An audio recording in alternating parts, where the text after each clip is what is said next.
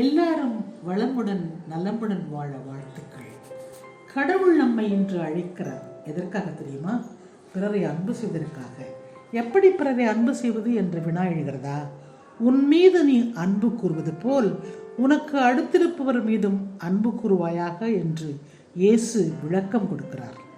நாம் ஒவ்வொருவரும் நம்மை எவ்வாறு அன்பு செய்கிறோம் என்பதை முதலில் நன்றாக புரிந்து கொள்ள வேண்டும், தெரிந்து கொள்ள வேண்டும். அதன் பின் என்னைப் போலத்தான் பிறரும் மனிதர்கள் என்று ஏற்றுக்கொள்ள முடியும். எனக்கென்று ஒரு வாழ்க்கை, குறிக்கோள், குணநலன்கள், திறமைகள், ஆசைகள், எதிர்பார்ப்புகள், ஏமாற்றங்கள், விண்ணப்பங்கள், தேவைகள், உணர்வுகள் இருக்கின்றன என்று வரிசைப்படுத்தி கொண்டே போகலாம். இப்படித்தான் அடுத்தவர்களுக்கும் இருக்கின்றன என்பதை புரிந்து கொண்டு பிறருடன் பழகும்போது நம்மால் பிறரை அன்பு செய்ய முடியும்.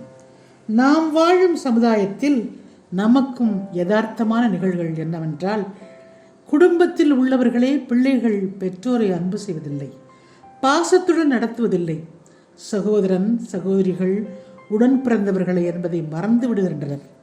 பணத்திற்காகவும் நிலத்திற்காகவும் குடும்பங்களில் சொத்து சண்டைகள், ஏன் கொலை செய்யக்கூட துணிந்து விடுகிறார்கள். இப்படிப்பட்ட நிலையில்தான் இயேசு நம்மை அன்பு செய்ய அழைக்கிறார். பகைமையை மறந்து பாசத்தை நினைத்து பார்த்து ஒருவர் ஒருவரை அன்பு செய்து அன்பு வாழ்வு வாழ முன்வருவோம். நமது மனநிலைகளெல்லாம் நன்கறிந்த இயேசு ஒரு புதிய கட்டளையை கொடுக்கிறார். அது என்னவென்றால், நான் உங்களை அன்பு செய்தது போல நீங்களும் ஒருவர் மற்றவரை அன்பு செய்யுங்கள் என்பதுதான். கடவுள் நம்மை எவ்வாறு அன்பு செய்கிறார்?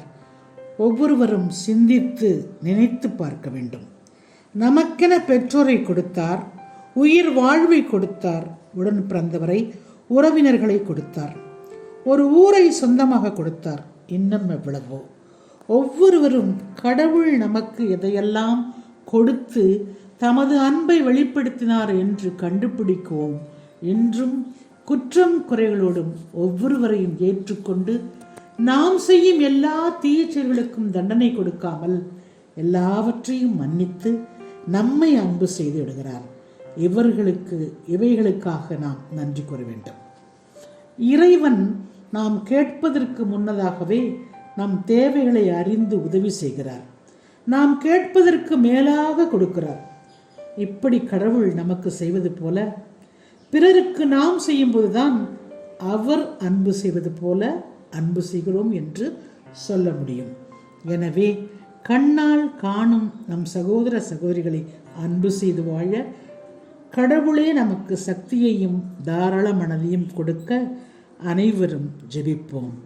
+2, +1, 10th அரசு தேர்வு எழுதும் மாணவ செல்வங்கள் நன்கு தேர்வு எழுதி வெற்றி பெற பிறர் அன்புடன் அவர்களுக்காக ஜெபிப்போம்.